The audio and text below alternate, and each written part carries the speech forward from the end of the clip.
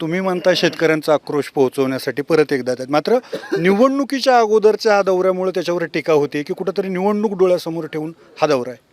दुर्दैवी आहे, भारतीय जनता पार्टी आणि महायुतीला कायम निवडणुका म्हणजे सर्व काही असं वाटतंय. कारण त्यांच्या प्रत्येक गोष्टीतनं आपल्याला ते अधोरेखित होते. निवडणुका असल्या की आनंदाचा शिदा येतो, निवडणुका असल्या की लाडकी बहीण आठवते, निवडणुका असल्या की कर्जमाफी देऊ म्हणून सांगितलं जातं आणि निवडणुका संपल्या की आनंदाचा शिदाही नाही. लाडक्या बहिणीची अवस्था काय आहे ती लाडक्या बहिणीला माहिती आहे आणि शेतकऱ्याची अवस्था तुमच्या सगळ्याच्या समोर आहे. त्याच्यामुळं केवळ निवडणुका समोर ठेवून घोषणाचा पाऊस पाडायचा आणि निवडून आल्याच्या नंतर खुर्चीत बसल्याच्या नंतर मात्र त्याच्यातल्या कुठल्याही गोष्टीची अंमलबजावणी करायची नाही, अशा पद्धतीनं वागणाऱ्या महायुतीच्या सरकारला मला वाटते उद्धवजींवर काडी मात्र बोलायचा अधिकार नाही.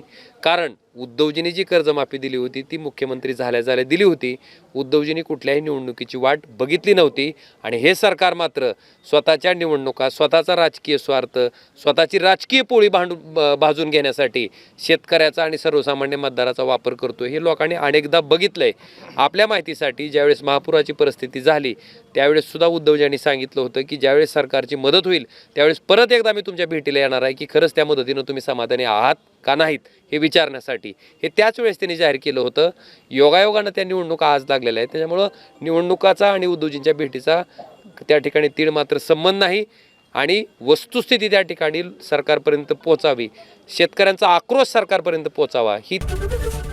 एबीपी माझा, उघडा डोळे बघा नीट.